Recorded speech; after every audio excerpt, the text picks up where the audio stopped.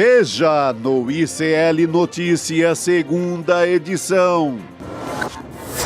O Brasil reage ao tarifaço de Trump. Lula promete retaliar e Haddad diz que extrema-direita dá tiro no próprio pé. Porque ou bem uma pessoa é candidata a presidente ou é candidata a vassalo. Doeu no bolso. Principais jornais de São Paulo atacam Trump, criticam Bolsonaro e cobram Tarcísio de Freitas. Grande dia. Bolsonarismo nas cordas. Complicado. Centrão sobe no muro e diz que não tem nada a ver com os ataques ao Brasil. O ICL Notícias, segunda edição, está no ar.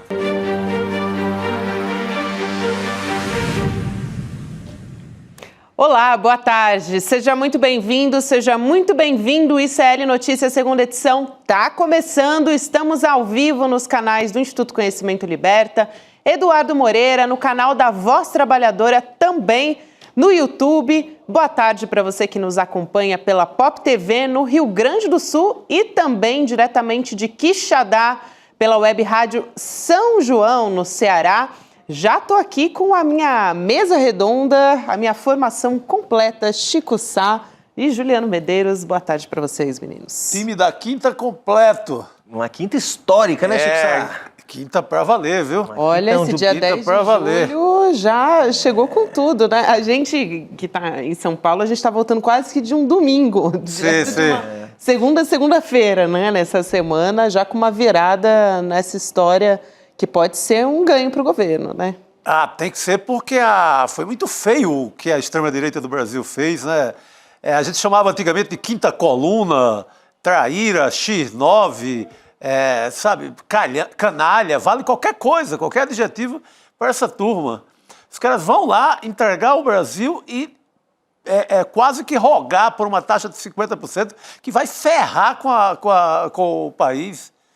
Cara, não sei, se isso não é motivo para cadeia de Bolsonaro, não sei o que tem mais. Se isso não é mexer com a justiça, não sei o que tem mais. Aliás, esse é um dos debates que a gente vai trazer aqui, né, Opa! para a nossa conversa. O Cacai vai vir aqui explicar para a gente até quais são as implicações jurídicas que isso tudo pode ter. O Rodrigo Viana vem, o Jamil Chad hoje. E também a Carla Bene, economista. A gente vai discutir todos os aspectos políticos, econômicos dessa história.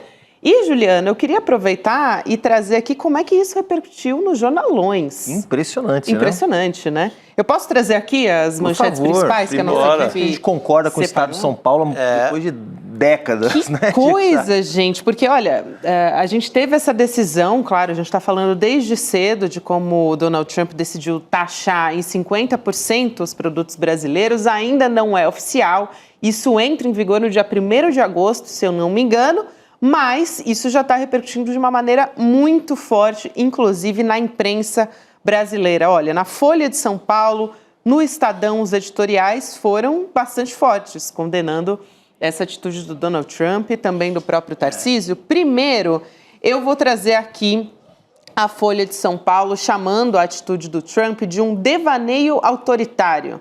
Então, a gente vai colocar aqui na tela um trecho em específico. Depois a gente vai trazer mais, tá? Mas primeiro, a Folha de São Paulo diz o seguinte, o editorial.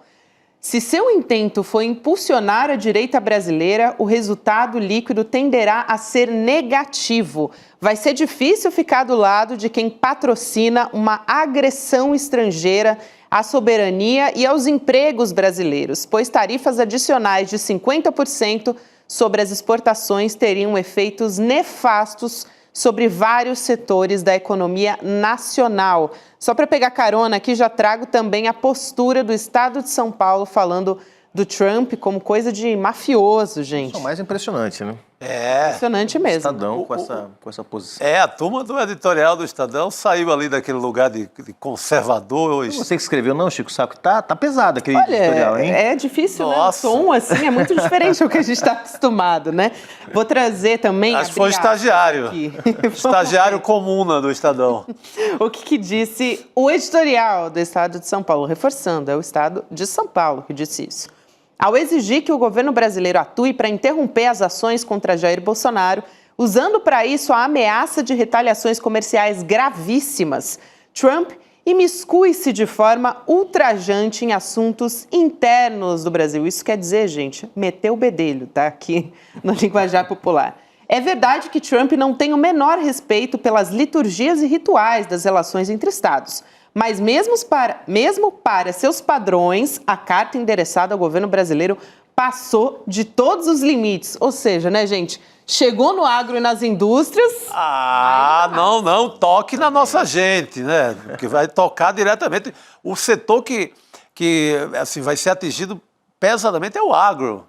A turma do suco de laranja aqui do interior de São Paulo, né, atingida assim em cheio. Mas é admirável que o Estadão venha com isso, mesmo assim, né, mesmo estando defendendo ali metade dos patrocinadores, é uma reação que deve ser a reação do país inteiro. Sabe, fora a CNN, eu já dei uma boa passada, fora a CNN, fazendo o meu papel de ombudsman aqui, achei todo mundo nesse tom, todo mundo, é uns traidores, o que é isso? Uhum. Até a Jovem Pan, rapaz, estava ali. Tudo tem limite, né? Tudo tem limite. Tudo tem limite. Não, figuras, né, que estavam afastadas, ou afastadas da esquerda também, voltaram com pronunciamentos fortes, interessantes. Deve ser a reação, não tem outra. O Trump conseguiu uma façanha, né, Chico? Ele uniu o Brasil no momento que o país estava cindido em dois no debate sobre a taxação dos bilionários. A gente tem visto nessas últimas 2 semanas, né, Gabi e Chico, uma polarização grande na imprensa, uma parte da imprensa, boa parte da grande imprensa corporativa indo para cima do governo, dizendo que não, antes de taxar bilionário, tem que fazer os cortes nas contas públicas, etc. e tal. O governo indo para cima, hoje manifestações convocadas em todo o Brasil. Por sorte, um dia depois dessa fala do Trump, e de repente, com esse absurdo de taxar em 50% as exportações brasileiras, os caras produziram uma grande unidade. Tá só o bolsonarismo mais raiz, mais tacanha, e os seus vassalos, como é o caso do Tarcísio, do Zema, do Caiado, ainda, e claro, parte daquela bancada mais xiita dos bolsonaristas na Câmara, defendendo, dizendo que não, isso é ruim, mas é culpa do Lula, é ruim, mas o Lula que provocou fazendo a reunião dos BRICS no Brasil, é ruim, mas foi o Lula que mencionou a possibilidade de desdolarização das trocas internacionais, ou seja, todo mundo, mesmo os mais cachorros loucos, Chico, Gabi, com dificuldade de sustentar, e uma grande unidade, porque você mencionou, setor exportador do agro, setor do minério, vai ser fortemente impactado também, exportações de minério, carne, ou seja, é um impacto poderoso com possibilidade de geração de desemprego de curto prazo no Brasil. O Tarcísio de Freitas correu para Brasília para o encontro com o Bolsonaro agora à tarde.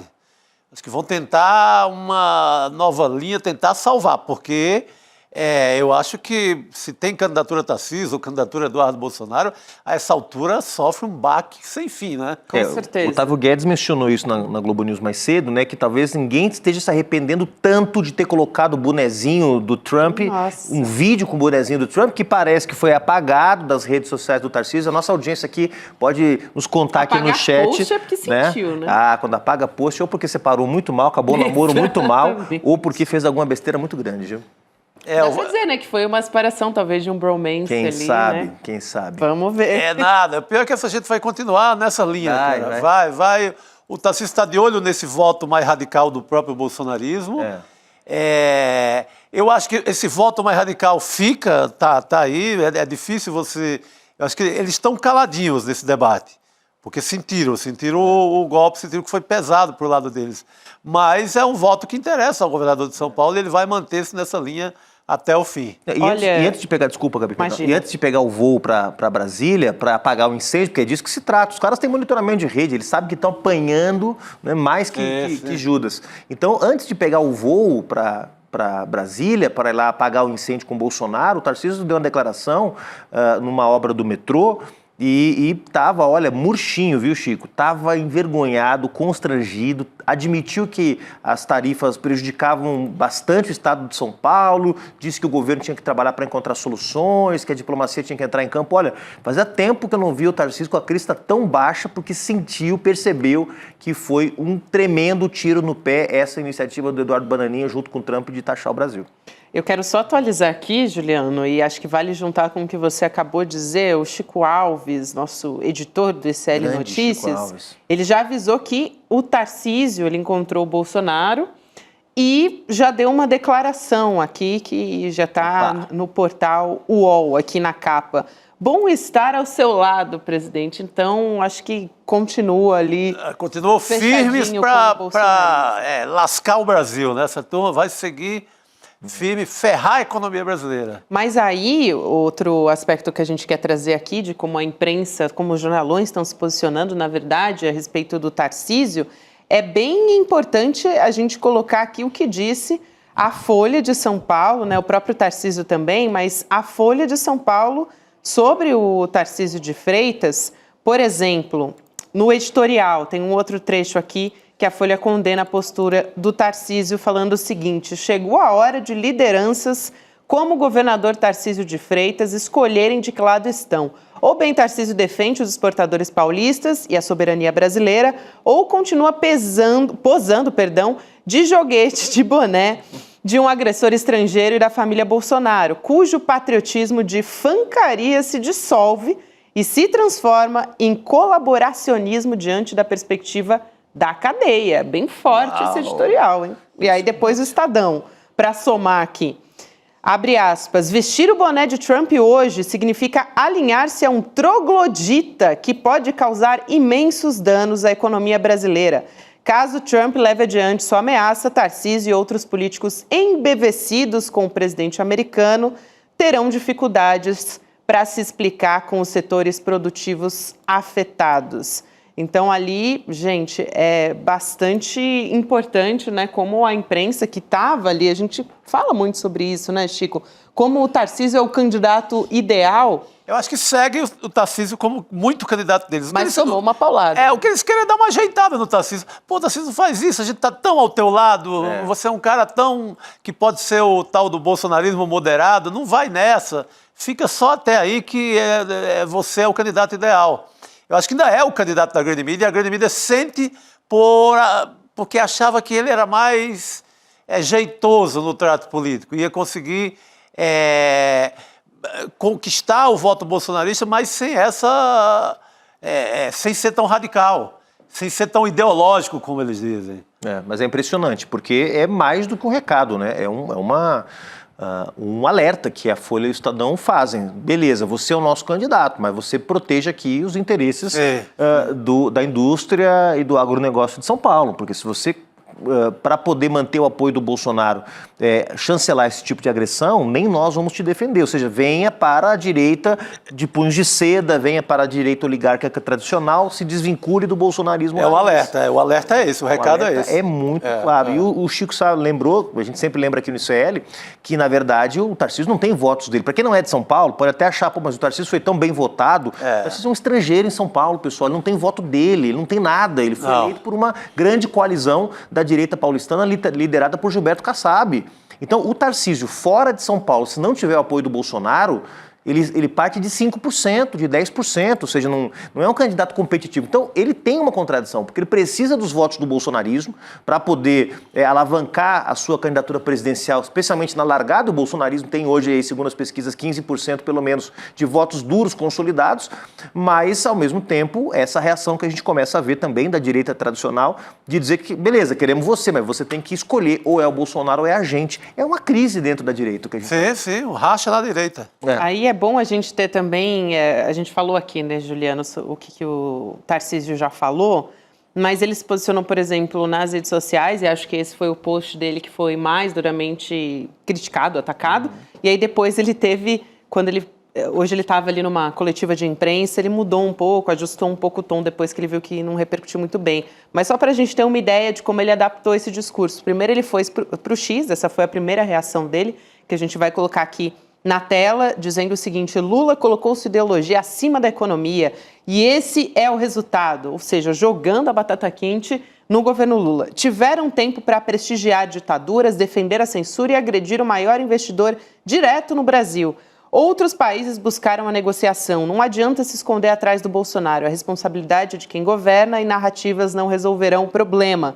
Depois, na coletiva de imprensa, aí já lendo também o tom dos editoriais a respeito dele, ele disse o seguinte: o tarifaço é deletério, principalmente para aqueles estados que têm produção industrial de maior valor agregado. Porque todo mundo falou, ué, gente, o São Paulo é um dos mais afetados nessa história. O Tarcísio não está preocupado, né, em como isso vai afetar a produção de São Paulo? E aí ele diz, e a gente precisa, obviamente, sentar na mesa, deixar de lado as questões ideológicas, deixar de lado as questões políticas, deixar de lado o revanchismo, as narrativas e trabalhar. Ou seja, diminuiu muito o tom. Que deu uma baixada na bola. Não, isso é culpa de Lula, né? É bolsonarista, mas não é burro de tudo, né? Tava rolando uma peça nas redes sociais, muita gente deve ter visto, que é um mapa do Brasil e em cada estado se colocava um mapa do país com o qual aquele estado tinha maiores trocas comerciais. Então você vê, a maior parte dos estados do Brasil hoje tem trocas comerciais prioritárias com a China.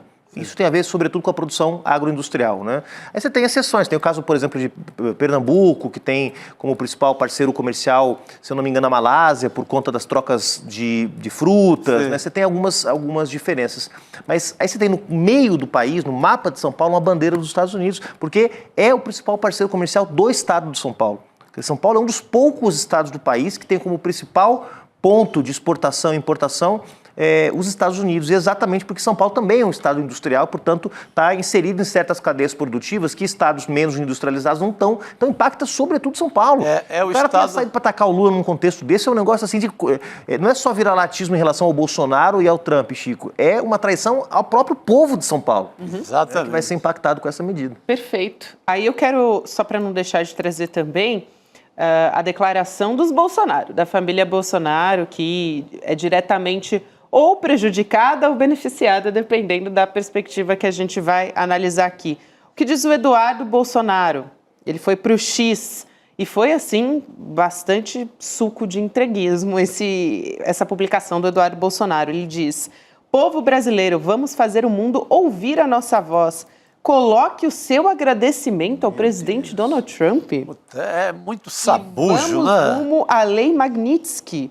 Aí depois ele agradece o Trump em inglês, diz Make Brazil Free Again, pegando ali o mote da campanha do próprio Trump, enfim, que o Brasil quer a Lei Magnitsky, enfim. Que sabujo, né? Depois tem o Flávio Bolsonaro também embarcando nessa mesma cara de pau, falando parabéns, Lula, você conseguiu ferrar o Brasil, você está com raiva dos brasileiros, seu antipatriotismo não tem limites, depois de tantas ações provocando a maior democracia do mundo, prejudicando, né? Na verdade, eu acho que ele quis dizer aqui, não... sim, provocando os Estados Unidos, né? É isso que ele quer dizer. É porque ele coloca os Estados Unidos como a maior democracia do mundo. Mas já é o tom de quem sentiu a pancada. Já é culpando o Lula, parabéns Lula, já é tirando o corpo fora. Já Tarcísio, já mais parecido com o Tarcísio do que com o Eduardo. Aí ele diz que é resultado do vexame da política internacional ideologizada do governo Lula. O Jamil Chad está chegando para conversar com a gente e ele publicou um artigo muito interessante, por isso que eu acho que valia trazer esses tweets, esse posicionamento da família Bolsonaro, porque o Jamil, ele observa ali na coluna que ele escreve para o portal UOL que o buraco é bem mais embaixo, né? Não é só querer dizer ali, né, que essa justificativa do Trump dizer que é um caça às bruxas contra o Bolsonaro e, consequentemente, a família dele, mas também uma tentativa clara de golpe. Jamil, boa noite para você. Queria que você aproveitasse para trazer um pouco mais da sua análise, querido. Boa noite, Gabi, boa noite, Chico, boa noite, meu amigo Juliano, muito bom estar aqui com vocês. Olha, isso tem um objetivo muito claro. Aqui, da parte dos americanos, o objetivo é, sim, causar, em primeiro lugar, uma desestabilização no atual governo brasileiro e preparar 2026. Esse é o grande objetivo. Ou seja, vamos resumir aqui, deixar muito claro e sem rodeios, é um golpe em curso. Quando você coloca, obviamente, quando você sequestra uma economia, porque 5% de taxas, vamos falar, é um impacto muito grande. Não, ela inviabiliza muitos dos setores brasileiros que, claro, têm o mercado americano como um dos seus principais destinos. De laranja e tantos outros. Então, é sim uma espécie de sequestro para a economia brasileira para dizer, olha, ou a eleição de 2026 vai na direção que nós queremos, ou, obviamente, vocês vão sofrer com o impacto disso tudo que nós estamos causando. Então, realmente é algo fundamental. Hoje eu conversei muito com o governo brasileiro, justamente no Palácio do Planalto, que me diziam o seguinte, primeiro, não é uma questão tarifária, não é uma questão comercial, né? É uma questão, acima de tudo, política. O que está em jogo é a democracia brasileira. E ponto. Ou seja, não adianta, eu conversava com um deles, com um dos negociadores, e falava, bom, e aí, vai ter negociação com os Estados Unidos? Ele dizia o seguinte, olha, claro que nós queremos negociar, mas queremos negociar setor por setor, etanol por açúcar, carne, etc., tarifa. Não vamos negociar a democracia. Nós não vamos negociar, bom, vamos colocar então de lado aqui o processo contra Jair Bolsonaro para ter o mercado americano. Não. Quanto custa a democracia? Não tem preço. Não tem preço. Essa é a verdade. Né? Então, não, o Brasil não vai negociar, o Brasil não vai barganhar. Agora, a questão é que é realmente uma situação complicada, porque, de um lado, você tem sim um impacto real na economia, e vamos lembrar que, como disse o Juliano, o impacto pode ser muito rápido, tem setores que obviamente dependem, ou pelo menos tem o mercado americano como um grande destino, e que se você interrompe a exportação para os Estados Unidos, não é que em 2027 o setor vai ser afetado, ele vai ser afetado no mês que vem. Ele vai ter... E olha só, é tão impactante isso no que se refere ao comércio, que nós temos aqui nos Estados Unidos hoje, vocês devem ter lido o Krugman, mas vários outros dizendo, calma aí, então não tinha nada a ver com comércio essas tarifas? Claro que não. Né? A gente descobre por meio de nós brasileiros, podia ter sido o Panamá, podia ter sido tantos outros, mas nós descobrimos, na verdade o mundo descobriu por nós brasileiros que essas tarifas elas não passam por uma lógica comercial, e sim por uma lógica política. E só um detalhe, o governo brasileiro acredita que pelo menos nessas primeiras 24 horas ganhou nas redes sociais, na opinião pública, vamos dizer assim, apoio, e não teve, obviamente, como o Juliano disse, uma ala ali mais radical do bolsonarismo, continua ali abraçado, etc., mas que de uma forma geral foi muito criticado. E aí, principalmente o editorial do Estadão que eu vi de uma fonte lá no Palácio do Planalto, hoje foi algo engraçado, porque eles disseram, bom, ontem ele soltou uma nota, né? O governo brasileiro soltou aquela nota que todos nós líamos, etc., e depois vem o editorial do Estadão. Aí eles se deram conta, perdão, é uma piada aqui, tá? Mas eles se deram conta que o governo brasileiro estava mais à direita do que o Estadão, porque a nota... Mais moderado.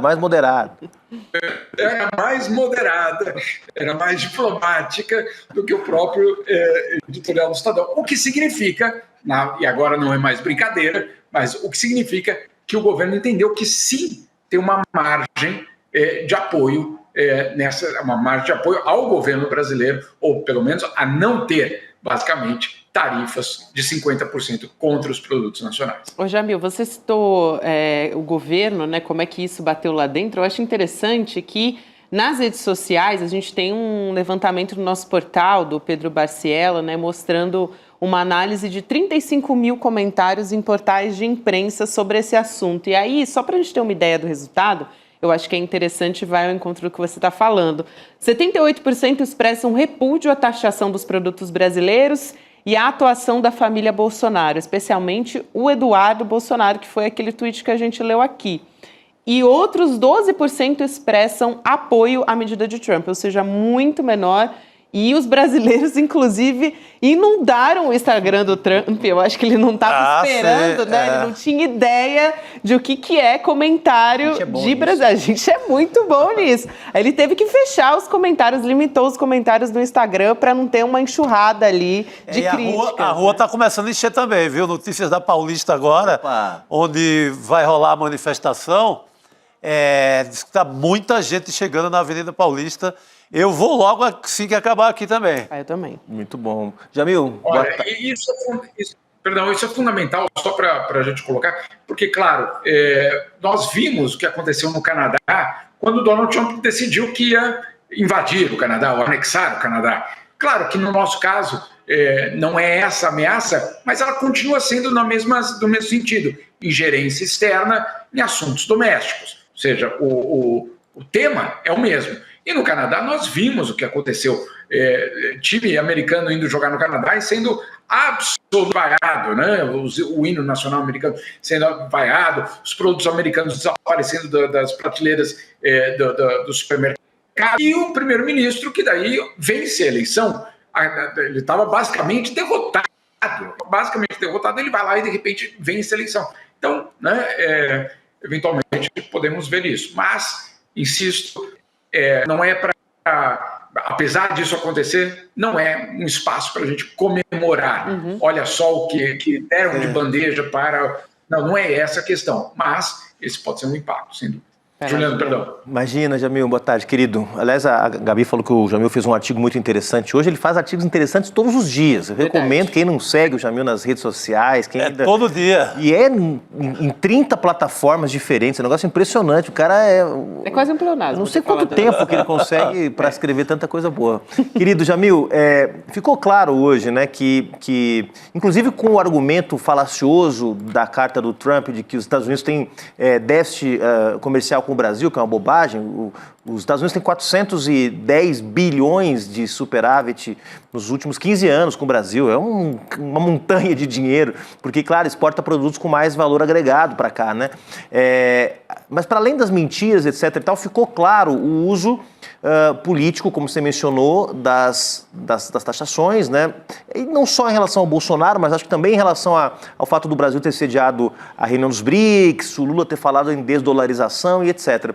Ficou claro aí nos Estados Unidos, para quem está por aí, de que o Trump está usando as taxas mais ou menos como se fossem sanções, né? Aquelas sanções que ele usa contra a Rússia, contra Irã, contra Cuba, que é para desestabilizar, né, os governos com os quais ele não simpatiza. Está claro para a opinião pública americana que já não é um problema só econômico, mas que é uma manipulação descarada da política tarifária para desestabilizar inimigos? Olha, perfeito, Juliano. Em primeiro lugar, vamos só colocar no contexto.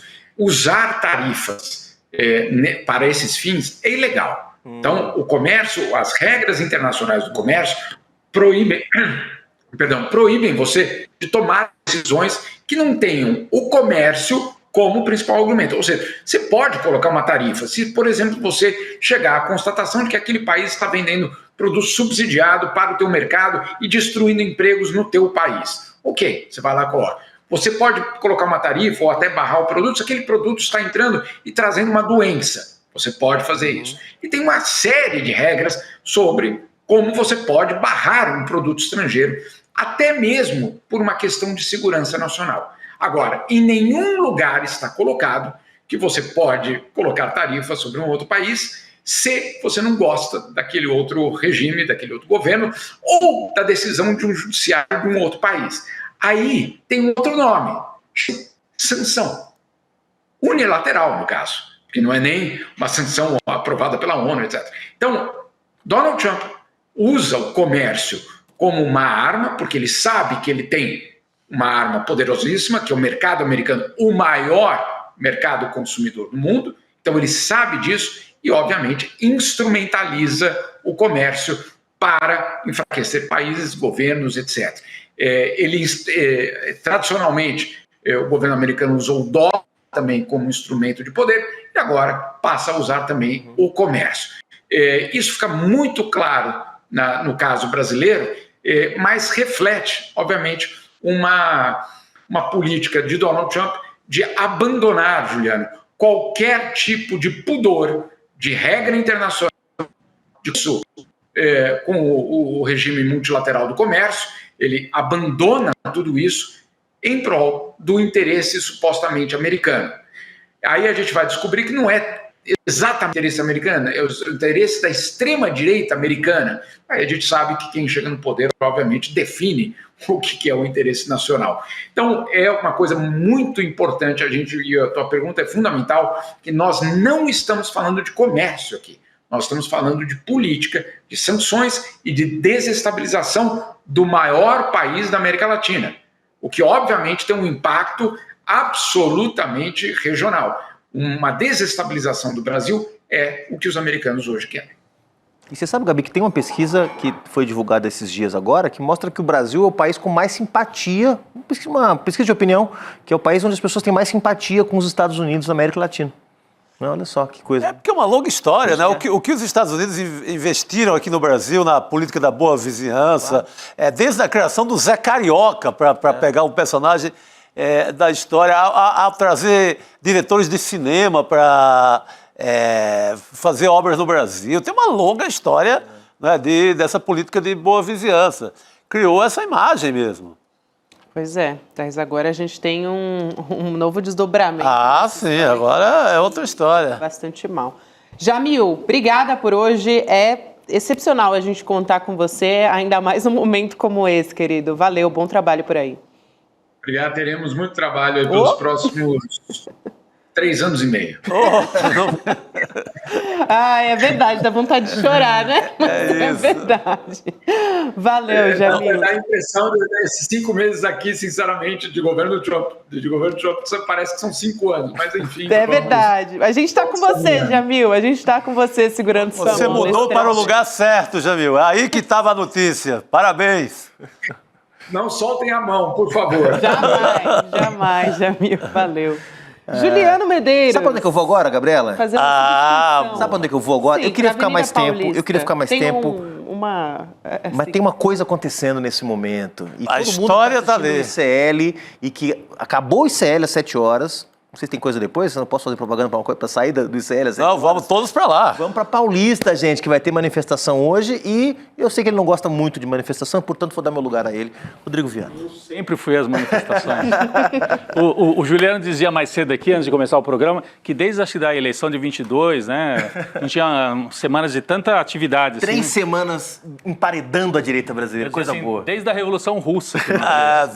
Valeu, pessoal, um abraço. Desde a Revolução Russa que a gente não tinha uma ofensiva. Até mais, querida. É verdade. Rodrigo, bom ter você com a gente. Obrigada, Juliano. Amanhã, Juliano estará de novo entre nós e Rodrigo Viana chegando aqui, porque hoje tá quentíssimo, né, pra gente discutir.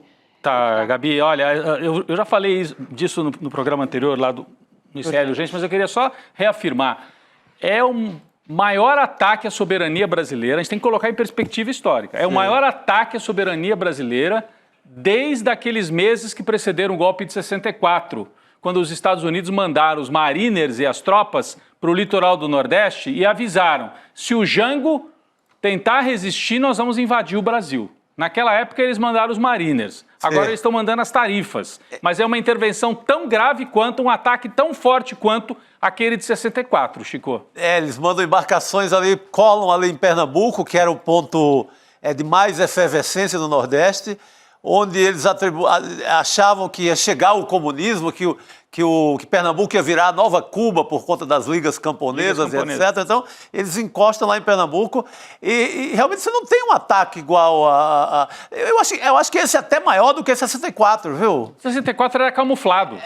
A gente ficou sabendo depois, quando vazam os áudios de dentro da Casa Branca, do presidente dos Estados Unidos, combinando a intervenção e dizendo que estava mandando a frota para o Brasil. Dessa vez é escancarado. É ao vivo, é agora que a gente está sabendo disso, né? E já tem o Steve Bannon dizendo que é isso mesmo, Gabi. Enquanto você estava aqui no ar, o Steve Bannon então, dobrando a aposta. Uma casquinha, né? Porque nem tá tão aliado assim ao Não tá tanto. Trump. Mas todo mundo quer uma casquinha, né? E o Chico citou um canal de televisão que esse parece estar mais ou menos alinhado com o trumpismo ainda, né? Tava vendo aqui a CNN. Ainda é a resistência bolsonarista do momento, é a CNN. Talvez mais bolsonaristas do que o Tarcísio a essa altura, que já está tentando pegar a saída de emergência. Até o Tarcísio já entendeu que não dá para morrer abraçado com essa história. Né? Parece que não dá. E aí tá lá na CNN, votar a anistia é a condição para rever o tarifaço de Trump. Como se fosse normal uma chantagem internacional, uma intervenção estrangeira no Brasil.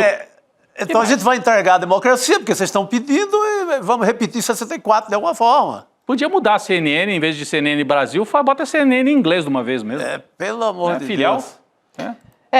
Gente, olha só, Cacai tá chegando aqui daqui a pouquinho pra gente explicar as implicações jurídicas, porque a gente falou lá no começo do programa, né? O Bolsonaro pode estar armando terreno para sair fora, né? Capar fora do Brasil. A essa altura, eu acho que não há mais como pensar na perspectiva do Bolsonaro preso no Brasil. Depois dessa aliança assim, ferrada com o Trump, com a embaixada em Brasília, eu acho que já tem acerto para ele pular na embaixada e cair fora. Já está tudo acertado. Eu acho que não tem mais, eu não vejo mais a possibilidade de Bolsonaro preso no Brasil, ou condenado no Brasil sequer. Eu acho que ele pula o muro, vai para a embaixada e adeus. Fica por isso mesmo. Não dá para, depois de ontem, você pensar em outra coisa. É uma aliança completa. Com o Trump se dirige a um presidente da República e fala no processo dele com o STF, que não é poder executivo. O que Lula tem a ver com esse processo, gente? Pois é. Então, é uma intervenção estrangeira no Brasil, não é uma intervenção estrangeira. Não é assim contra o Xandão, é contra o Brasil. Contra o país. Agora, tiro no pé, hein? Depois que Estadão e Folha fazem os editoriais que vocês mostraram aqui, é um negócio impressionante. O Tarcísio já começou a falar mais mansinho, viu? Hoje também já gravou. Não, veja bem, a diplomacia tem que entrar em campo. Agora ele descobriu isso, né? Eu acho que ele foi para falar com o Bolsonaro hoje à tarde, pedir uma certa licença. Olha, me deixa aí nessa linha, senão eu estrago toda a minha história aqui em São Paulo. Eu acho que para a candidatura a presidente já ficou difícil para ele, hein? Ficou. Como é que ele vai ser candidato a presidente? Esse bonezinho Make America Great Again vai ser a assombração do Tarcísio se ele for candidato a presidente. Ele tem que esperar esse bonezinho, essa fotografia, esse filme aí dele cair no esquecimento. Para o ano que vem está muito em cima. Vamos voltar a falar sobre isso? Então não sai daí porque o Cacai está chegando para conversar com a gente. Já estou avisando que a gente vai trazer um outro aspecto aqui para nossa mesa de discussão. Mas antes disso, eu queria avisar, aliás, fazer um convite para quem está nos acompanhando, né? Para o dia 27 de julho, 8 horas da noite, que vai ser um domingo. Não é esse domingo agora e nem o próximo ainda. Daqui a 2 domingos. É daqui a 2 domingos, o dia 27 de julho, para a gente ter um momento histórico aqui no ICL. A gente está anunciando já o nome ICL Eterno, mas eu não posso te contar muitos detalhes do que vem por aí. Eu só posso dizer que é um próximo capítulo da nossa história, não é isso, Chico? É um capítulo muito importante, assim, eu acho que vai ser um evento que vai consolidar a história do ICL como um portal de notícia, como canal de informação, como uma plataforma de estudos, de cursos, que temos 400 cursos. Você pode estudar, inclusive, mandarim, se você está pensando em fazer negócio com a China. Então, eu acho que o ICL Eterno vai consolidar o ICL assim, como diria, como a gente gosta de brincar no futebol, vai colocar o ICL em outro patamar. Muda a história, muda a história. É outro patamar e é algo assim que dá para dizer que é mais duradouro, que é coletivo, é maior. Eu estou dando aqui umas dicas, mas ainda não posso contar o que é. Só dá para dizer que vai ser um pronunciamento oficial do Eduardo Moreira e que vai ser uma chance de fazer parte para sempre, vamos dizer assim. Por isso que tem esse nome ICL Eterno.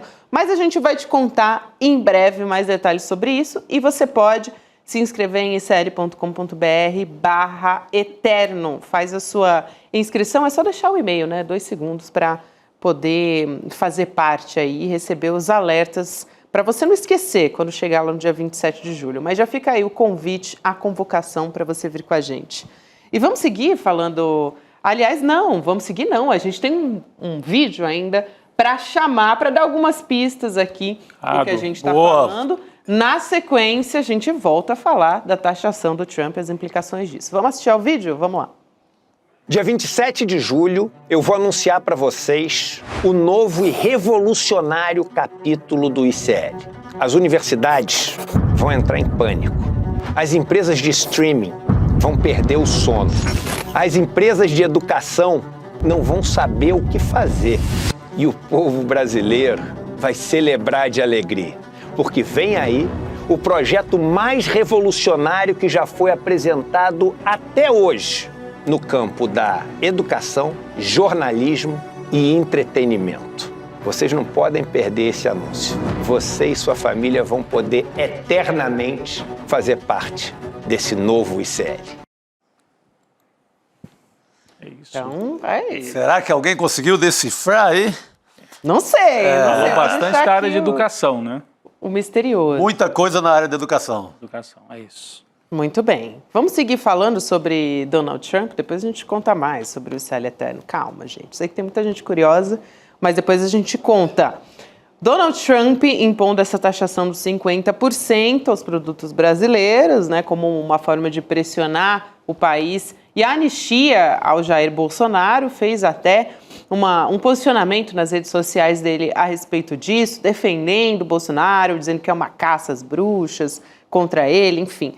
A gente tem uma reportagem no nosso site trazendo a palavra dos juristas sobre essa história, medidas contra o Bolsonaro. E aí, por quê? Essa reportagem, ela traz várias implicações, aponta várias questões ali do que o Bolsonaro pode estar metido. Por exemplo, acusações de sabotagem, crime de lesa pátria e também a possibilidade de medida cautelar, entre elas o uso de tornozeleira eletrônica, algo que o Chico Sá vem falando aqui há algum tempo, até antes dessa história vir à tona, dessa sabotagem, essa retaliação contra o Brasil, além do monitoramento de acesso à embaixada americana, até eventualmente uma prisão domiciliar preventiva. Esses são alguns dos aspectos que a nossa reportagem traz, ouvindo esses juristas, mas a gente vai conversar com o Cacai, né, gente? Advogado criminalista, nosso parceiro aqui do ICL, que vai ajudar a gente a entender até onde dá para ir com essa história, se o Bolsonaro estiver planejando mesmo também fugir do Brasil, né, Cacai? Boa noite para você. Boa noite. Olá, Gabi, queridos, tudo bem, Chico? Bem, Rodrigo, olha, essa situação toda realmente passou a ter uma preocupação jurídica forte.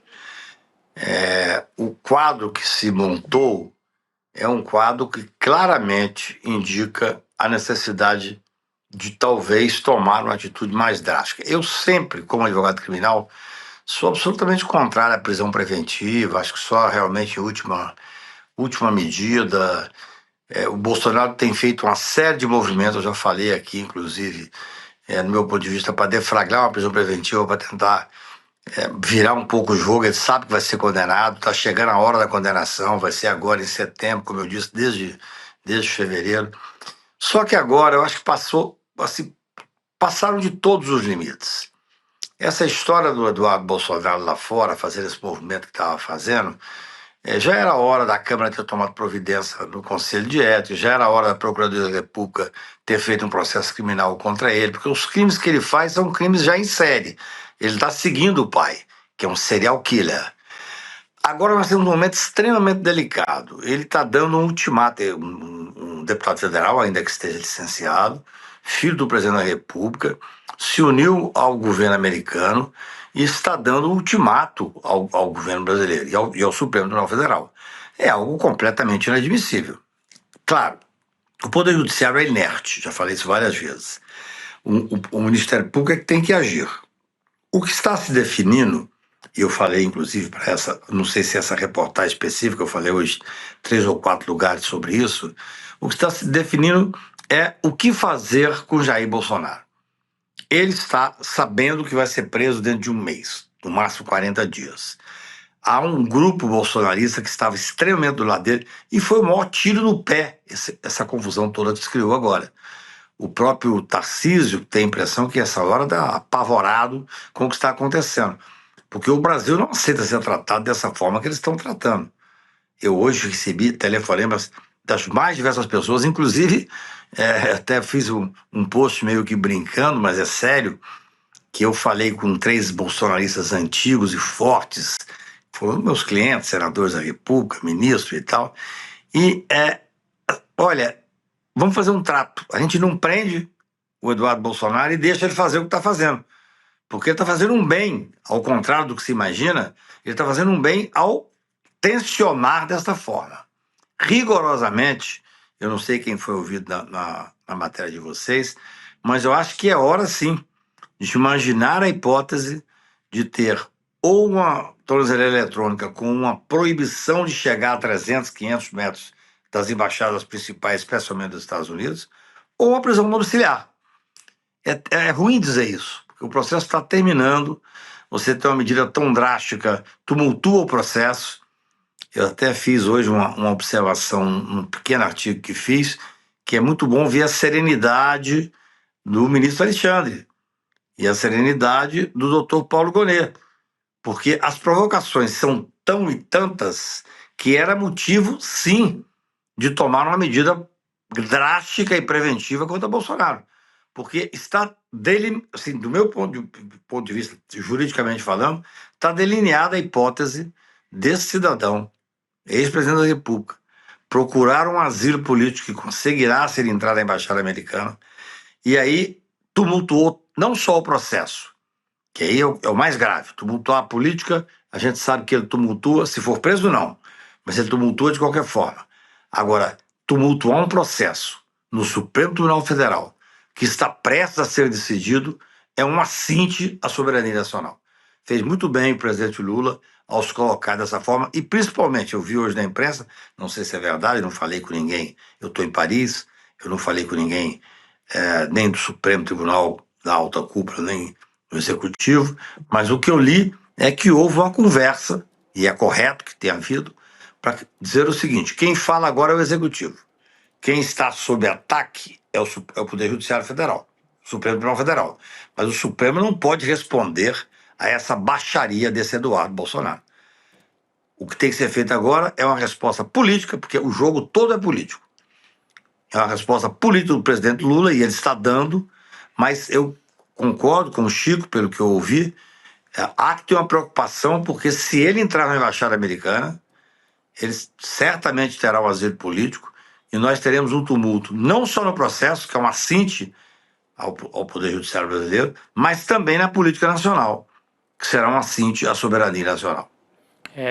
E inclusive o Eduardo Bolsonaro, Gabi, Chico, Cacai, escreveu ontem uma carta em parceria com o neto do Figueiredo, do ditador Figueiredo, assinando assim: Eduardo Bolsonaro, deputado federal no exílio.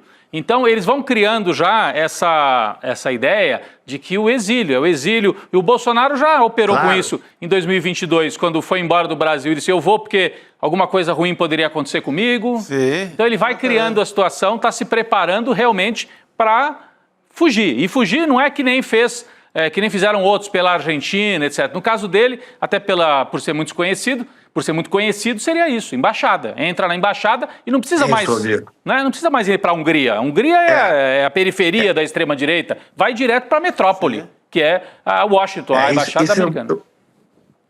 Isso é gravíssimo, porque assim, já há algum tempo, eu falei aqui inclusive com vocês, já há algum tempo deveria ter sido tomado medidas contra o Eduardo Bolsonaro. Ele está cometendo uma série de crimes há bastante tempo, de forma assintosa. A Câmara, infelizmente, não fez absolutamente nada. Tinha, no mínimo, que ter aberto um processo no Conselho de Ética contra ele. Tinha que ter cassado o mandato dele.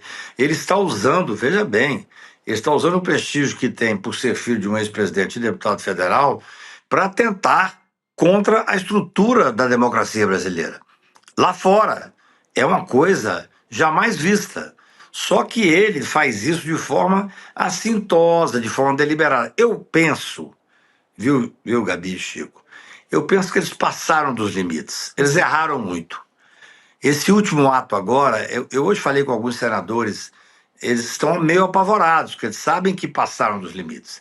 Ninguém gosta de ser desprezado, insultado, eu diria até assim, ofendido desta forma. O cidadão mais simples do Brasil, ele quer um pingo de dignidade. Assim, ou você mantém essa dignidade, ou nós vamos abrir caminhos a machadadas, como diz o poeta.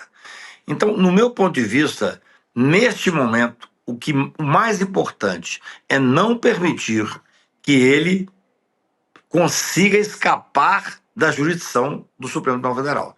Ele vai tentar isso, só tem uma saída, que é ir a tentar um asilo político na Embaixada Americana. É muito ruim para o Brasil, é muito ruim para o Supremo, é muito ruim para a democracia, mas eu acho que, infelizmente, eles deram motivos suficientes para uma medida mais drástica, que seria, no mínimo, uma tornozeleira eletrônica, para que esse cidadão não pudesse entrar, pelo menos num âmbito de 500 metros de qualquer embaixada. Porque, veja bem, se nós estamos vendo uma coisa que é uma cinte, eu fico impressionado. Não é só juridicamente, não. É politicamente como cidadão. Nós estamos vendo o filho de um ex-presidente da República, que é deputado, que a Câmara não faz nada em relação a ele. Chamar a si a responsabilidade de ser aquele que está afrontando o Brasil, afrontando o Supremo. É inadmissível, é algo inadmissível. É muito bom, para quem gosta de política, ver os reflexos disso. Esse Tarcísio, que até ontem teria uma candidatura para São Paulo completamente tranquila e um razoável candidato a presidente da República, ele corre o risco de perder todo esse espaço. Isso não Porque tá não é nada, possível né? não é possível que o Brasil vai admitir que esse bando tenha essa condição de afrontar todas as hipóteses de racional que nós temos de manter uma democracia. Eu digo mais, juridicamente falando, eu sempre sou contrário à prisão preventiva, sou contrário às medidas mais drásticas. Eu briguei pelo devido processo legal e pelo direito constitucional de só ser preso após o trânsito em julgado. A ação primeira disso, que deu até a liberdade ao Lula e tantos outros, foi da nossa autoria. Porém, nós estamos agora vivendo um momento ímpar, que é uma afronta a um julgamento que falta um mês para terminar. Isso é uma afronta ao Supremo Tribunal Federal, é uma afronta ao Poder Judiciário. Eu penso que é motivo, sim, de uma medida preventiva contra esse ex-deputado, se é deputado, não sei como é que é a situação dele hoje, mas de qualquer maneira, a Câmara tinha que ter, no mínimo, se dar o respeito de tomar uma atitude contra esse ex-deputado, que está afrontando a legalidade brasileira, e não é só dando recado não, Chico, é fazendo ameaça. Sim, ele fala, Cacá, fazendo ameaça. Ele fala como se tivesse um refém, como fosse um sequestrador. O tom é de sequestro. Parece um líder do PCC. Parece um líder do PCC que fala assim, eu exijo que o Congresso vote... É isso. É isso. Só que o que ele sequestrou é toda a democracia brasileira. Exatamente. Eu acho que eu estou agora falando juridicamente. É muito ruim dizer isso, mas eu acho que estão presentes os requisitos necessários para que se tomar uma medida drástica em relação ao Bolsonaro, porque nós podemos ter um impasse enorme. Se ele for agora para a embaixada, nós teremos um impasse para todo o processo. Ao contrário do que você disse, Chico, o processo não para, continua. Se ele entrar na embaixada, eu estou dizendo como advogado, se ele entrar na embaixada, nós estamos agora já na fase de alegações finais. Ele será julgado da mesma forma. Sim. Será julgado e começo de setembro ele está condenado na embaixada ou não na embaixada e tal. O que não se pode é tumultuar o processo em desrespeito ao Supremo Tribunal Federal. E aí, quais em desrespeito medidas, ao Poder Cacai? Judiciário. Quais medidas você acha? A gente citou algumas aqui de juristas que a gente ouviu, mas eu queria saber de você quais medidas você acha que seriam justificáveis, né, para esse momento. Olha, infelizmente, eu acho que uma prisão domiciliar, para ele seria até bom, porque já que o espaço para prisão domiciliar depois que ele vai tentar, e tem o direito de tentar depois da condenação, mas é possível também colocar uma tornozeleira eletrônica com proibição dele se aproximar de qualquer embaixada, por exemplo, 500 metros. E aí a Polícia Federal faz isso com a maior tranquilidade. Se ele romper essa medida, ele seria preso. O que nós não podemos correr o risco, que seria catastrófico para a democracia, para o Poder Judiciário, para a estabilidade democrática, de você ter um cidadão. Porque o presidente da República, o presidente norte-americano, Donald Trump, evidentemente não é uma pessoa que nós podemos dizer que está no gozo das faculdades normais de um cidadão respeitado. O que ele faz é uma cíntia à democracia de todos os países. O presidente Lula fez muito bem hoje ao devolver aquela carta que ele mandou de forma jocosa, de forma desrespeitosa. O momento, gente, é de uma gravidade institucional enorme. Nós temos que ter essa noção. Nós temos um presidente da República dos Estados Unidos mandando uma carta jocosa para o presidente do Brasil, que se portou com muita dignidade ao determinar a evolução da carta. Mas temos mais, temos um deputado federal, que é filho do ex-presidente da República, que está lá regimentando determinados grupos para dizer o quê? Para dizer que o Brasil tem que seguir o que ele quer, o Congresso tem que apoiar a anistia. Esse Congresso Nacional tem que ter a respeitabilidade mínima de enfrentar esse cidadão. Como é que pode ser isso? Como é que pode um deputado, acho que está licenciado e tal, fazer uma afronta ao Congresso Nacional sem ter nenhuma resposta do Congresso Nacional? Onde é que estão os deputados federais, o presidente da Câmara, os diretores, para tomar uma atitude contra esse cidadão que está ameaçando o Congresso Nacional? Então, eu penso, você perguntou, Gabi, infelizmente eu acho que é caso de uma medida preventiva, sim. Aliás, eu nem diria prisão preventiva. Muito bom, Cacá. Eu só queria, imagina, eu peço desculpas, eu só queria complementar aqui que o Ricardo Gouveia está acompanhando o que estão dizendo os filhos do Bolsonaro publicamente. Tem a imprensa de direita aqui, a Revista Oeste, que está ouvindo o Eduardo Bolsonaro. Agora ele acabou de dizer que o Alexandre de Moraes se comporta como um mafioso. E o Flávio Bolsonaro na CNN dizendo que não há escolha além de aceitar a anistia. É chantagem. Eles querem negociar a taxação em nome da prisão. É anistia ou nada. Então eles estão numa política da chantagem. Eu diria que ele chamou o quê, o Alexandre? O Congresso, Fala. o Congresso reage, ou nós reagimos, ou o Congresso reage, o Supremo Tribunal Federal, que é um poder inerte, o Ministério Público tem que pedir a prisão, o Ministério Público tem que pedir a investigação contra esse Eduardo Bolsonaro, já tem uma investigação contra ele. Mas assim, ou nós reagimos, as instituições reagem, ou nós vamos estar refém desse grupo que realmente sentiu que o pai, que é o líder da quadrilha, vai ser preso e está agora usando uma chantagem, conseguiu o apoio dos Estados Unidos nessa política de baixíssimo nível. O Lula já respondeu à altura. Felizmente, pelo que vi, houve uma conversa entre os poderes para que a questão é política, então vão responder através, evidentemente, do Executivo, do Lula. Agora, eu digo aqui, eu já advoguei para vários presidentes da Câmara, presidente do Senado, vários senadores da República. É necessário que o Congresso Nacional se dê o respeito. É necessário que o Congresso Nacional se posicione e demonstre claramente para o povo brasileiro que não é refém da família Bolsonaro. Por que esse pessoal pode fazer o Congresso Nacional refém? Isso é um escândalo. É um escândalo. Nós temos que pensar sobre isso, Chico. Por que esse pessoal tem a coragem de ir, botar na cara a tapa? Eu até admiro. O filho está vendo o pai ser preso, vai morrer na cadeia, porque vai ser 35 anos de cadeia. Então, ele tomar atitudes de defesa ao pai é uma coisa. Agora, pressionar o Brasil, fazer a chantagem que está fazendo, dizer que o que ele está dizendo é o seguinte: eu tenho o Congresso nas mãos. Ou faz a anistia, ou nós vamos tomar atitude. Qual atitude? A atitude é o quê? Abrir um processo contra esses bolsonaros, os bolsomínios menores. 1, 2, 3, não tem nem nome, é número. Então eu acho que é importantíssimo que o Congresso se dê o respeito. Se dê o respeito. Abra um processo ético contra esse deputado. Abra um processo ético contra esse senador. Nós estamos prestes a terminar um processo que vai, de alguma forma, fechar um ciclo no Poder Judiciário brasileiro. Esse cidadão, como eu disse, desde fevereiro, estará condenado até setembro. E estão naquele modus de desespero. Eu sou advogado criminal. Eu sei como é que funciona isso. Esse momento é dramático.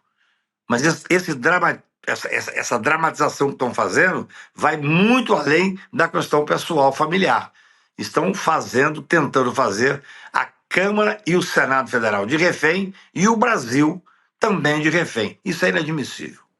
O Cacá, você estava falando sobre o Congresso, eu acho que vale a pena a gente trazer aqui o posicionamento dos presidentes da Câmara e do Senado, o Gomota e o Davi Alcolumbre, que soltaram uma nota sobre a taxação imposta pelo Donald Trump ao Brasil, e esse documento está citando que o Brasil deve tomar medidas e que o Congresso aprovou esse ano a lei da reciprocidade. Mas é uma carta, assim, bastante tranquila, né? Assim, Gente, atrasada, saiu agora, depois que passaram 24 horas de um ataque desse contra a soberania do país. 3 parágrafos dizendo a decisão dos Estados Unidos deve ser respondida com diálogo nos campos diplomático e comercial. O Congresso acompanhará de perto os desdobramentos com muita responsabilidade. Aí diz que o parlamento aprovou justamente a lei da reciprocidade, um mecanismo que dá condições ao nosso país de proteger a nossa soberania. Estaremos prontos para agir com equilíbrio e firmeza em defesa da nossa economia. Se acha que até agora não é preciso agir com firmeza, Deus, a nota eu não sei pífia, a nota... E não cita, cita a chantagem, desculpa, Cacai, a nota não cita a chantagem de intervir no judiciário brasileiro. Eles ignoram, eles ficam só na questão econômica e ignoram o ataque frontal à democracia brasileira. Então, Hugo Mota e o Alcolumbre estão tentando se equilibrar, não sei aonde, não sobrou muro mais para se equilibrar, rapaz. Ou você está do lado da democracia ou está do lado dos vira-latas, né? Eles estão do lado dos vira-latas. Eu acho o seguinte, eu acho que essa nota, ela é uma nota desimportante sobre o aspecto que nós estamos tocando. Ela faz parte de uma questão institucional. Era a hora agora, se a política voltar a existir, daqueles que têm poder e que têm acesso, fazer medidas efetivas. Representação contra Eduardo Bolsonaro, representação contra Flávio Bolsonaro. O Ministério Público Federal fazer um pedido de prisão, ou um pedido de domiciliar, ou um pedido de colocar o Bolsonaro, de proibir o Bolsonaro de chegar a 500 metros. É isso. Assim, o Congresso Nacional está sendo chantageado. Ele tem que responder ao Trump de forma institucional. Não dá para brigar no nível que o Trump. O Lula fez o que tinha que fazer, devolveu a carta. Agora, as medidas que estão sendo feitas nessa chantagem que é feita pela família Bolsonaro, ela tem que ser respondida pela imprensa, parte dela está respondendo, que são vocês, que é uma imprensa independente. Hoje nós tivemos 2 editoriais. Um editorial do Estadão. Estadão e da Folha também. O editorial do Estadão não é pouca coisa, não. Entendeu? É aquele negócio do relógio, que parado 2 vezes por ano ele acerta. Então, agora, o que tem que ser feito é uma medida contra esses abusos. Aí não é nem o Congresso Nacional institucionalmente soltar uma medida contra isso, não. É assim, o partido, ou o PT, ou quem quer que seja, faz uma representação e mostra para o país que está sendo chantageado. Todo mundo está vendo. Eu vou ser sincero, eu hoje fiz uma nota meio que de brincadeira, mas eu falei com 3 importantes bolsonaristas, que eu falei, gente, quer fazer um acordo? Não vamos atrás do Eduardo Bolsonaro, deixa ele continuar fazendo o que está fazendo, porque isso aí é o que vai fazer o Lula ganhar a presidência da República. Vai fazer que a ultradireita seja desnudada, porque é algo inacreditável o atrevimento deles. É inacreditável. Só que, assim, sob o prisma jurídico, eu sou advogado, sob o prisma jurídico, eles passaram de todos os limites.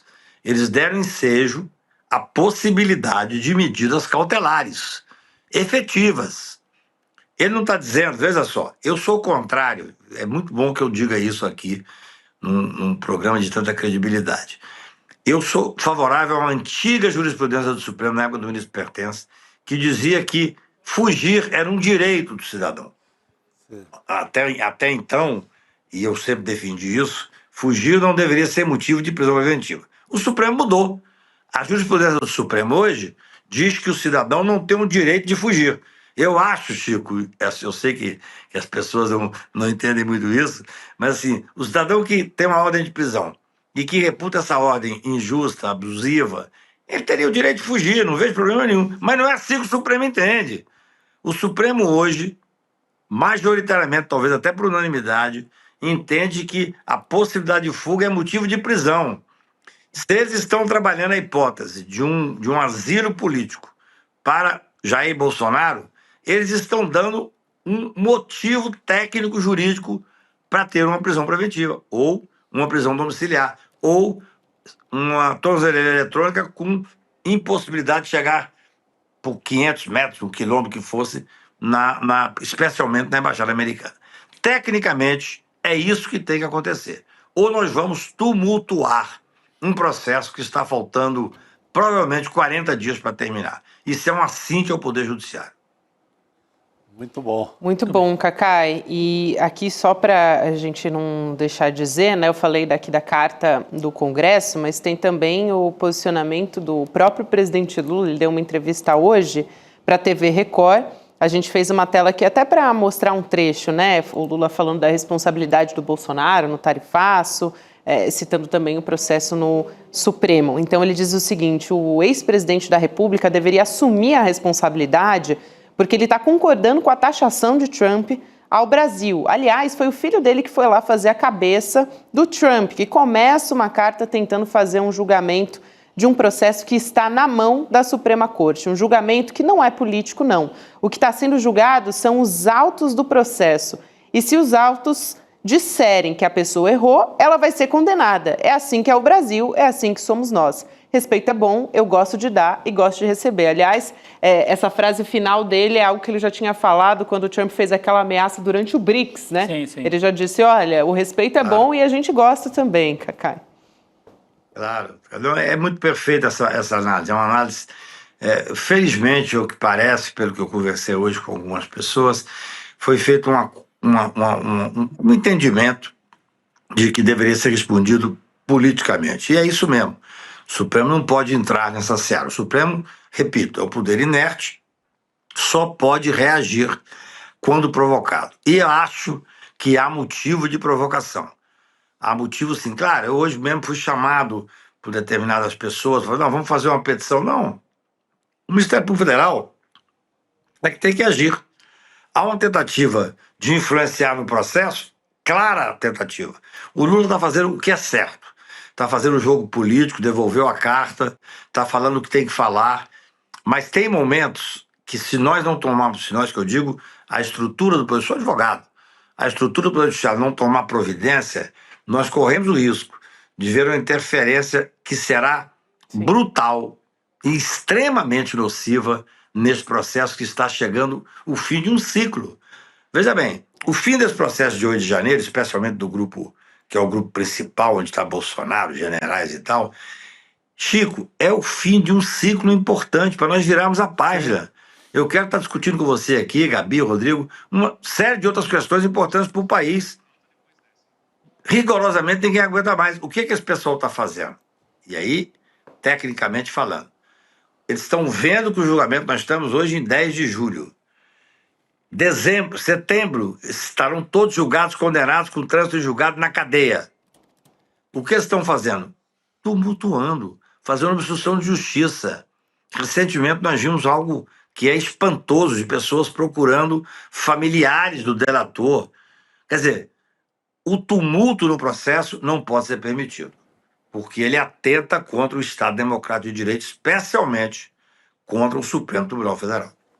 Muito bem, Cacai, que importante ter você com a gente num dia como hoje, esclarecendo todas as implicações jurídicas e políticas, claro, também pela sua experiência. Muito obrigada, um grande abraço, querido. Até a próxima. Obrigado. Saí do Café de Flor para vir aqui falar com vocês. Vou voltar pro Flor. Olha só. Viva Paris. Sempre haverá Paris. Sempre uma honra, Cacai. Abraço grande. Abraço, querido. Até mais. Café de Flora era frequentado pelo Jean-Paul Sartre, Simone de Beauvoir, e toda a intelectualidade francesa. Não é fraco não, hein? É Cacai? isso. Agora, posso só, rapidinho, eu sei que a gente tem uma série de coisas. O Tarcísio de Freitas, né, Gabi? Isso tudo que aconteceu de ontem para hoje bagunçou completamente aquela aliança que estava muito bem azeitada, Chico, Gabi, que era Faria Lima, Centrão, mídia, empresários, agro, todo mundo junto para botar o Tarcísio como candidato. Os editoriais da Folha e do Estadão mostraram que esta frente única em torno do Tarcísio se desfez, porque ele usou o bonezinho do Trump e dobrou a aposta. No mínimo vão ter que rearrumar muita coisa. Vai dar trabalho para rearrumar. Trabalho. Eu tenho a impressão que o Tarcísio vai ter que escrever para o Trump e falar: você me tirou da campanha de 2026. É isso. Aí fica e faz o que eu acho que também não é mau negócio, fica para disputar a reeleição. O Márcio França está sugerindo que ele renuncie, né? Mas também... Acho que ainda está cedo, né? Ainda está cedo, dá para ter outros desdobramentos na história, mas eu acho que isso tem um peso muito grande. De fato, tem. Vamos trazer aqui informações do ato na Avenida Paulista, gente? Sim, tem muita gente pedindo aqui imagens, se a gente já tem alguma coisa. É um ato que é a favor da taxação dos bilionários, bancos e bets. A gente está apelidando na imprensa de BBB, né? E já tem muita gente na Avenida Paulista nesse momento. Eduardo Moreira está lá, gravou um vídeo e a gente traz aqui também. Vamos assistir? Vamos lá. Vamos lá. Galera, tá chegando muita gente aqui na Paulista, vem todo mundo pra cá. É impressionante a força que esse movimento tá ganhando. Contra os bilionários, contra as bets, contra os bancos. E vai vir um contra-ataque, as pessoas vão atacar, as pessoas vão ameaçar, as pessoas vão fazer maldade. Gente, quase todo mundo é financiado pelas bets, pelos bancos e pelos bilionários. Então quando a gente atacar, vai vir uma onda contrária. Mas a gente tem que resistir, né? Porque se for para tombar, a gente vai tombar lutando. Bora junto, lutar junto. Abraço. Tá cheio, hein, gente? Tá animado, tá cheio. E além da pauta que é importantíssima, BBB, agora tem a pauta da soberania nacional, né? Sim. Que a esquerda no Brasil, durante algum tempo, deixou essa pauta de lado e o Trump colocou de volta, né, retomar a pauta da soberania, tirar da mão desses vira-latas aí que batem continência para a bandeira dos Estados Unidos. Então é importante ir para a Paulista e dar todo o apoio. Aí tem outras imagens que estão no ar agora, olha, do povo chegando. Está no começo ainda, concentração, somos 99%. Olha a campanha do ICL aí. A campanha do ICL, o manifesto do ICL, Gabi. Importantíssimo, aliás, o Edu ele decidiu ir para a Paulista, disse que está sofrendo ameaças, mas mesmo assim ele decidiu ir para a Paulista para somar com o movimento.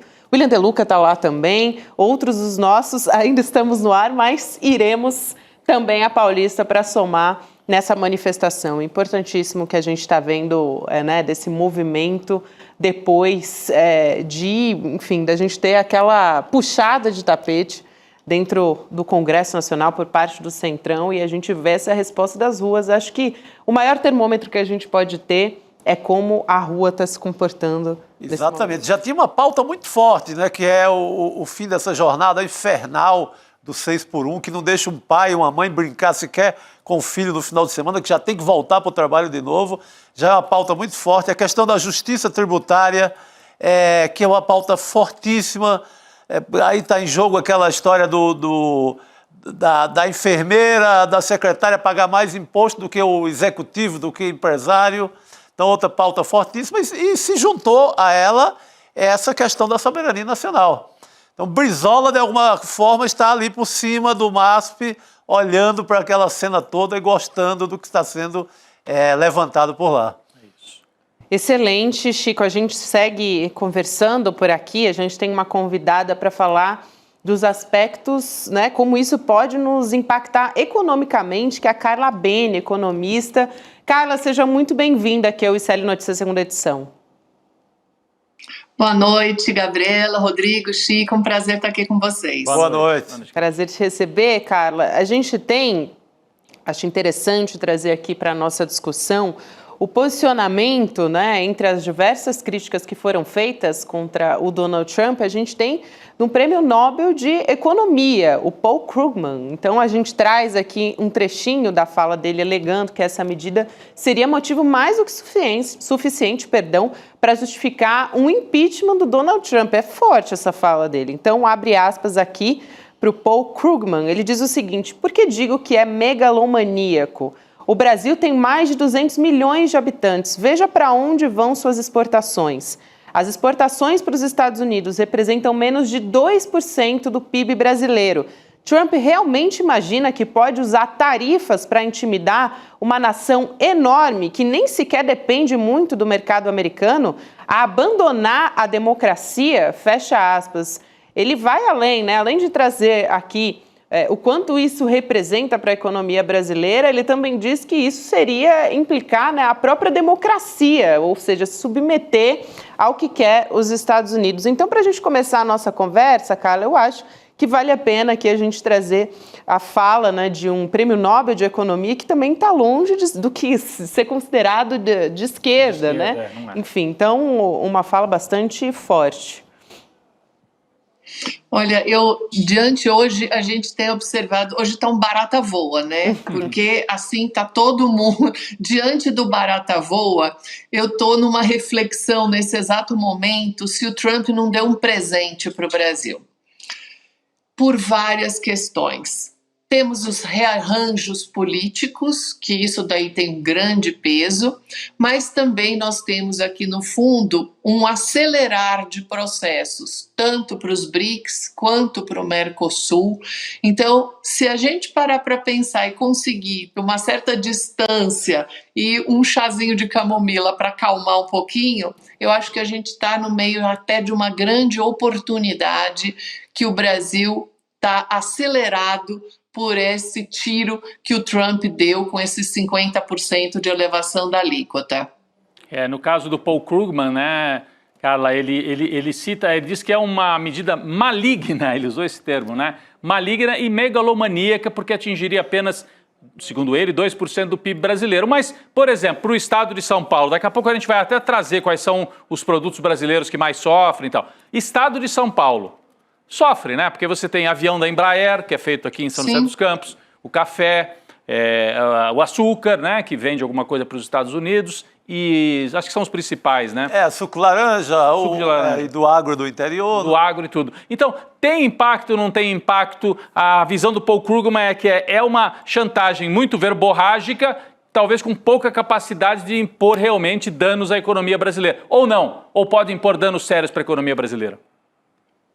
Não, eu acho que o Paul Krugman, nesse sentido, aqui ele tem duas linhas no texto dele, na declaração dele. Primeiro, que o grande grupo afetado vai ser o consumidor americano. O suco de laranja dele vai encarecer, o steak, porque a nossa carne é muito exportada para os Estados Unidos, e o café. Então, basicamente, aqui você já tem o dia a dia do americano encarecendo. Esse é um grande ponto que a gente precisa sempre pensar, que o Trump fala para o público dele, para o MAGA, que ele está defendendo os Estados Unidos, ele quer tornar os Estados Unidos grande, tudo ótimo, mas aqui você começa a ter uma balança com a questão da popularidade. Quanto que você, ao defender o presidente, aceita pagar mais no seu dia a dia, no café e no suco de laranja, digamos assim, de uma forma bem prática. Sim. Agora, sob a ótica do estado de São Paulo, é um estado que vai ser muito afetado,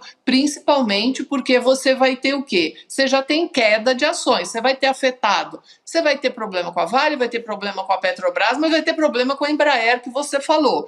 Então aqui a gente, digamos assim, puxa o freio e pensa, quanto mais o Trump faz isso, mais a gente precisa acelerar novos parceiros comerciais, porque você está com um núcleo totalmente imprevisível. São 7 meses de governo Trump, toda semana é um tiro, depois ele recua. Há uma possibilidade grande dele recuar até 1 de agosto, sabe Deus o que é que vai acontecer.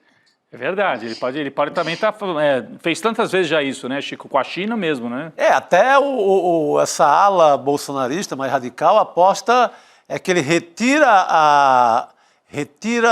as tarifas e o bolsonarismo canta a vitória. Tem até essa é uma leitura digamos, dessa ala mais radical do bolsonarismo. Mas e se tratando de um presidente que já vem retirando mesmo, que ele coloca as tarifas, isso em relação a vários países, e acaba retirando, como foi em relação ao México, um pouco com o Canadá, é possível sim que até pelo modo como ele está agindo, ele retire também, não é, doutora? Sim, exatamente. Inclusive, a gente não pode esquecer que no governo anterior do Trump, que Bolsonaro era presidente, inclusive, por isso que essa questão de defender ou não de Bolsonaro, eu vejo isso também um pouco com um certo espantalho nesse assunto, porque o problema central mesmo foi a cúpula dos BRICS e discutir seriamente uma outra forma de efetuar pagamento entre os países, e a outra questão é a regulamentação das redes, porque a regulamentação das redes implica necessariamente em redução de lucratividade das Big Techs, que são os grandes grupos financiadores do governo americano. Então eu acho que a gente tem esse viés aqui no fundo. Eu acho que você pega a questão do Bolsonaro mais como um espantalho, digamos assim, para poder colocar essas outras questões de fundo econômicas que têm um peso. A gente está falando de BRICS hoje, com outros países, a gente está falando 50% da população mundial, 40% do PIB do mundo. Então, sair da triangulação do dólar é o grande pavor do governo americano.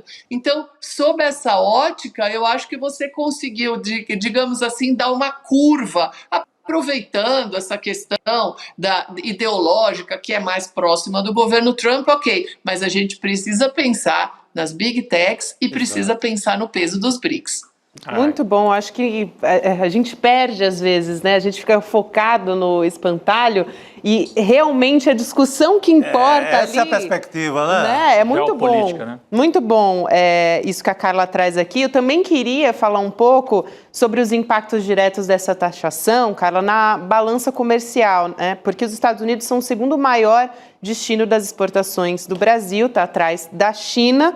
E a gente tem os principais produtos que são vendidos para os estadunidenses. A nossa equipe preparou uma tela aqui desses 10 produtos mais vendidos, que são café, carne, suco de laranja, petróleo, aeronaves, semi-manufaturados, né, de ferro ou aço, materiais de construção e engenharia, madeira, máquinas e motores e também eletrônicos. E é importante a gente dizer, né, porque o Trump ele fez um pronunciamento oficial bastante extenso ali, dando como uma justificativa, que já parte de uma premissa mentirosa, né, de que os Estados Unidos estão perdendo dinheiro há anos nessa relação. E, na verdade, não, né? Os Estados Unidos sempre tiveram superávit nessa história, né, Carla? Sim, exatamente, porque quando você pega o volume que a gente exporta, falando financeiramente, né, o volume em dólares que a gente exporta e desconta o que a gente importa, o resultado é negativo. Nós temos déficit comercial com os Estados Unidos, no entanto que nós estávamos na lista dos 10%.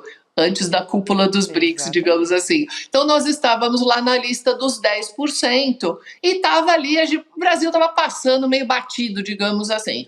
Então, essa é uma afirmação dele que é mentirosa, que a gente sabe também que aí para o grupo específico dele não importa o que ele fala, porque aí é uma questão de crença. Claro. Mas sim, nós temos déficits comerciais. O Brasil está de longe ser uma ameaça para os Estados Unidos e os 3 primeiros itens da sua lista foi exatamente o que a gente acabou de falar. Suco de laranja, café e carne.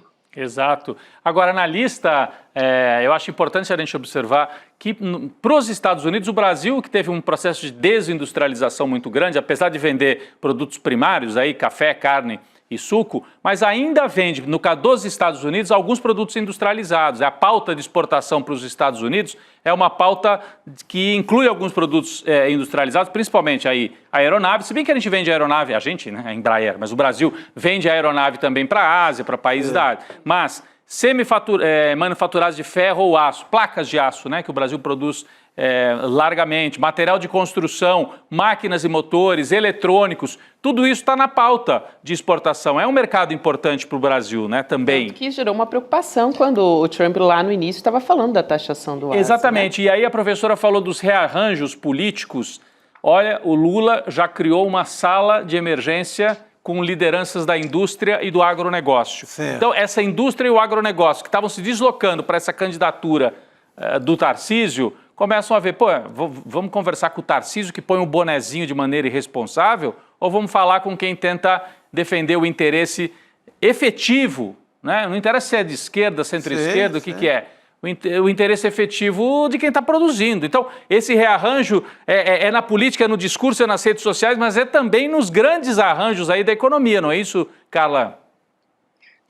Exatamente. Quem sabe, olha aí de novo a minha hipótese do presente que o Trump deu para a gente. Quem sabe o agro não vira uma chave aí, né? E outra coisa interessante, quando você fala do aço e do alumínio, vou dar só um parênteses rápido, que foi no governo anterior.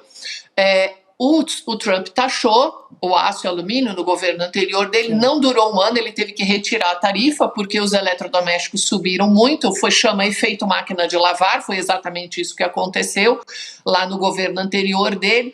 Mas eu tenho uma outra aposta aqui particular, que é a seguinte: nós vendemos as chapas de aço, como você acabou de falar, para os Estados Unidos, só que nós importamos carvão dos Estados Unidos num montante de $1 bilhão, que foi feito no ano passado, porque o nosso carvão tem um teor ruim para a produção de aço, a combustão nossa é baixa. E aí a gente não pode esquecer do grupo que financia o governo americano quando o Trump diz drill, baby, drill, que é o óleo e gás. O óleo e gás também vai ter que vender menos esse $1 bilhão, que foi o carvão que ele vendeu para o Brasil para a gente devolver a placa. Então, o Itamaraty tem vários argumentos para poder sentar na mesa e reestruturar isso caso, de verdade, essa alíquota se mantenha. Muito excelente, bom. Acho que mais didático impossível. Um prazer te receber aqui. Professora, seja sempre muito bem-vinda. A Carla Bene, que é economista, ajudando a gente a entender esse cenário também de uma forma muito fácil, né? Obrigada demais, obrigado. Carla. Até uma próxima. Boa noite. Obrigado. Obrigada a todos. Boa noite. Tchau, tchau. Até mais. Gente, agora a gente tem um compromisso aqui, né? Avenida Paulista, para quem está aqui em São Paulo. Olha, vi as últimas imagens aqui, tá bonito, tá forte a manifestação. É isso. Vamos nessa, então? Vamos. Chegada a hora. Acompanha agora o Ivan e a Laura nos Web Comunistas. Até amanhã, gente. Estaremos de volta. Até amanhã. Dia 27 de julho, eu vou anunciar para vocês o novo e revolucionário capítulo do ICL. As universidades vão entrar em pânico. As empresas de streaming vão perder o sono. As empresas de educação não vão saber o que fazer. E o povo brasileiro vai celebrar de alegria, porque vem aí o projeto mais revolucionário que já foi apresentado até hoje no campo da educação, jornalismo e entretenimento. Vocês não podem perder esse anúncio. Você e sua família vão poder eternamente fazer parte desse novo ICL. Você tem um canal, rádio ou TV? Chegou a hora de levar ao seu público o jornalismo que faz história. Democracia! No ICL, você tem acesso exclusivo a Chico Pinheiro. Esses caras fardados sempre estiveram tumultuando a vida democrática neste país. Leandro Demore. Aqui foi tudo tomado pela água, ó. Heloísa Vilela. Porque a mesquita é aqui dentro do campo de refugiados. Juliana Dalpiva em campo. O conjunto probatório é muito forte. Apurando tudo de perto, feito por quem entende. São histórias que mudaram o Brasil e você pode levá-las ao seu público. Seja nosso parceiro. Use nossa programação gratuitamente e fortaleça seu conteúdo com credibilidade. Acesse icl.com.br/parceria. Juntos, levamos a verdade mais longe.